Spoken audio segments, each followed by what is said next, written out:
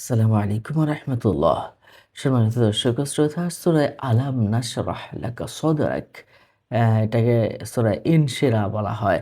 এই ইনশিরাহ পড়লে কি হয়? এই বিষয়টা জানলে আপনি আশ্চর্য হয়ে যাবেন।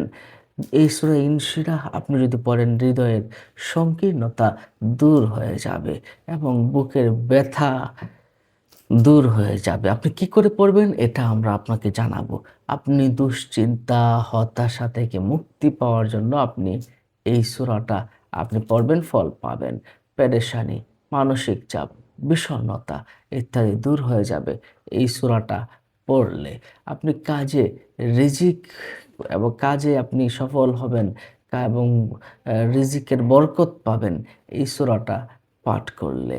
আপনার বক্ষ প্রশস্ত হবে, আত্মবিশ্বাস বৃদ্ধি পাবে এই সূরাটা পড়লে। দুনিয়া এবং আখিরাতে মর্যাদা বৃদ্ধি পাবে এই সূরাটা পড়লে। জ্ঞান এবং স্মৃতিশক্তি বৃদ্ধি পাবে যদি এই সূরাটা ৭ বার তেলাওয়াত করে, তা আল্লাহর কাছে দোয়া করে, তাহলে তার জ্ঞান এবং স্মৃতিশক্তি তার বৃদ্ধি পাবে। সুবহানাল্লাহ, সুবহানাল্লাহ।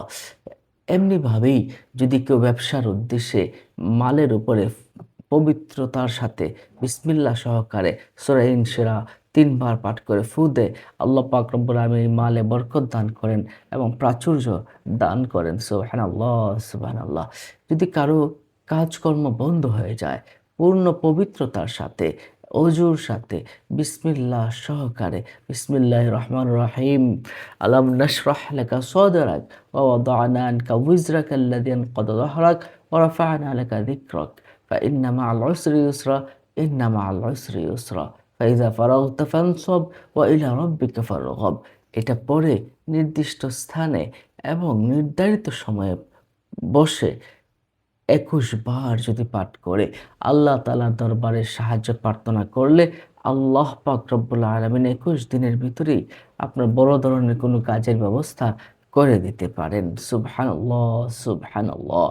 যদি কারো বুকে বা পিঠের ভিতরে ব্যথা থাকে, পূর্ণ পবিত্রতার সাথে বসে বিসমিল্লাহ সহকারে সূরা আলাম নাশরাহ লাকা সাদরাক, বিসমিল্লাহ সহকারে যদি আলাম নাশরাহ লাকা সাদরাক লিখে সরিষার তেল গুলে ওই তেলের ভিতরে লিখে, হ্যাঁ, ওই তেলটা পানিতে মিশিয়ে উক্ত তেল বুকে বা পিঠে কয়েকদিন মালিশ করবে, আল্লাহ তাআলার রহমতে পিঠের এবং বুকের ব্যথা দূর হয়ে যাবে।